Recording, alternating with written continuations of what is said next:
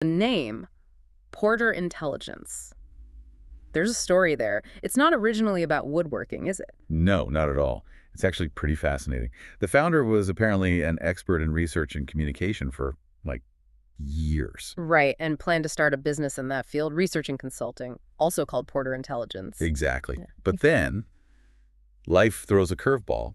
The founder had an injury, Hmm. and while recovering, they sort of rediscovered a passion for woodworking.